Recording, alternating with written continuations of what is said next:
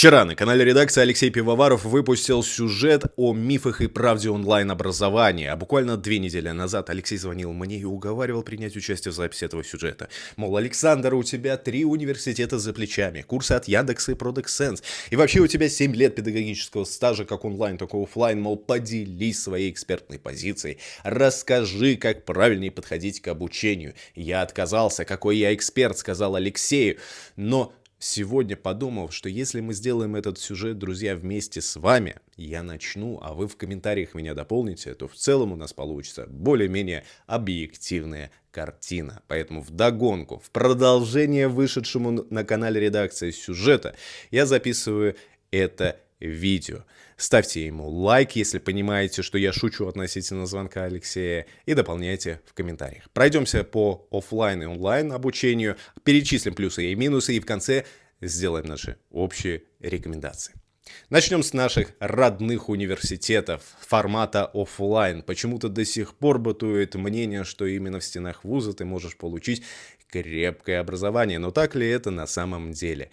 Если мы сегодня обратим внимание даже хотя бы на руководство, не буду говорить за вузы всей страны, скажу лишь за вузы своего города, не думаю, что ситуация в моем городе как-то сильно отличается от ситуации в вашем городе.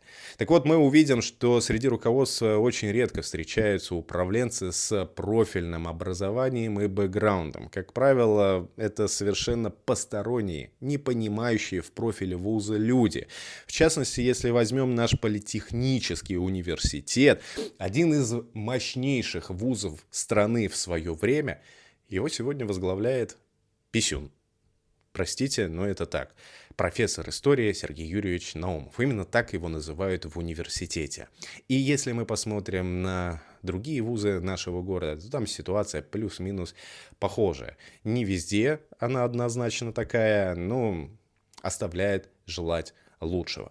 Если мы спустимся чуть ниже писюна, простите меня за такой каламбур, но если мы посмотрим дальше, то мы увидим, что административный состав в университетах стал больше, чем профессорский состав. Это где, когда видно, чтобы в университетах управленцев было больше, чем докторов и профессоров. Но это вот сейчас объективная правда. Далее, если мы посмотрим на преподавателей, то толковых, хороших, идейных специалистов осталось крайне мало. Другие, по заветам Дмитрия Анатольевича Медведева, уже ушли в бизнес, потому что бюрократия, которая творится в наших университетах, низкая зарплата, она не дает преподавателям погружаться в науку, в предметную область, изучать, получать новые знания, практики, делиться с этими знаниями с студентами, что само как бы собой подразумевается. То есть этого уже днем с огнем не сыщешь в стенах университета, к сожалению. Учебники, по которым нам читают знания, они тоже уже устарели. Сегодня все очень быстро меняется и развивается. И поэтому данная информация, она может быть как базовая воспринята, да, безусловно, и это мы отнесем к плюсу. Но к актуальной информации ее отнести уже, к сожалению, нельзя. Однако есть у университетов и свои плюсы. Во-первых, это официальный документ, где-то он еще требуется, и для кого-то это важно. Во-вторых, у кого проблемы с дисциплиной, все-таки университеты с этим тоже справляются, потому что есть часы, когда ты должен прийти, есть аттестация, которую ты не сдашь, что ты будешь отчислен. Это все несколько больше дисциплинирует, чем онлайн-формат. Ну и плюс за счет более продолжительного времени и прямого контакта с представителями науки можно поднимать вопросы, которые вас интересуют по профилю, и пытаться докопаться до истины с людьми, которые так или иначе все-таки касаются данной области. Теперь, что касаемо онлайн-обучения. Главный минус онлайн-обучения – это в выборе авторов данного курса, данного направления. То есть сейчас очень много делают курсов, среди которых найти достойные крайне сложно. Но вот скажу, допустим, за Академию Яндекса, их курсы мне очень понравились. За курсы, допустим, вот ProductSense я проходил, был очень такой поверхностный курс. Я бы сказал, что его стоит, допустим, доработать. Плюс то, что ты можешь проходить в любое время и из любой точки планеты. Для меня, допустим, это плюс, но для тех, у кого проблемы с дисциплиной, может быть, это и минус. Но самый большой плюс онлайн-обучения, что если вы выбрали правильный источник, правильных преподавателей, то, как правило, это практики, которые могут дать самую свежую, самую актуальную информацию, которая может пригодиться вам в профессии. Ну а вместе с тем, знакомясь со специалистами из этой среды, вы уже попадаете в то комьюнити, в котором в скором времени будете расти и развиваться. Но если что касаемо рекомендаций относительно того, как лучше подойти к обучению, так если вы подходите к освоению профессии с нуля, с моей точки зрения, идти на курс, будь то университет или какой-то онлайн-курс, не имеет никакого смысла. Базы достаточно в интернете в свободном доступе, и нужно прокачивать навык поиска информации. Не составит труда найти такую общую информацию, которая вас погрузит в профессию.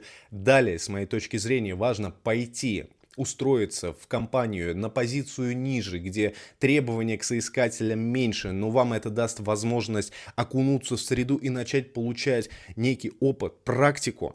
И вот только получая практику, уже имеет смысл дальше искать информацию, которая будет развивать вас в данной профессии. А идти на курсы стоит в том случае, когда вы уже базу получили и вам нужно повысить свою квалификацию, повысить свои компетенции. Тогда у вас уже сформировался какой-то пул открытых вопросов для обсуждения, для анализа, и вы можете пойти на обучение к экспертам отрасли, которые десятки лет потратили на то, чтобы проработать в этой профессии, и с ними как минимум обсудить все те вопросы, которые у вас есть. Поэтому заключительная рекомендация, которую бы я вам всем дал со своей стороны, так это главное, чтобы у вас был правильный настрой. Не ждите, что где-то вам дадут волшебную таблетку, которая решит за вас все проблемы, за вас все это изучат, и после этого вы вдруг сразу же будете трудоустроены и получите там зарплату, как у состоявшегося специалиста. Ничего этого не будет. Нужно настраиваться на получение знаний, даже я бы не так сказал, не на получение, а на их добычу. Будь то университет в формате офлайн, будь то какие-то онлайн-курсы, вы должны туда идти с настроем на то, что вы сами будете эту информацию вытаскивать из преподавателей. Любой контакт с преподавателем — это в первую очередь возможность копнуть чуть глубже, чуть дальше, позадавать вопросы. То есть, соответственно, вы уже должны быть более подготовленные в плане того, той предметной области, которая вас интересует. Вот это мои рекомендации. Прошу, друзья, дополняйте меня в комментариях, и пусть наши с вами советы помогут ребятам разобраться, выбрать лучший путь освоения новых знаний, получения навыков, которые в целом нам всем принесут пользу и сделают наш мир пусть чуть-чуть, но все-таки немного лучше. До встречи.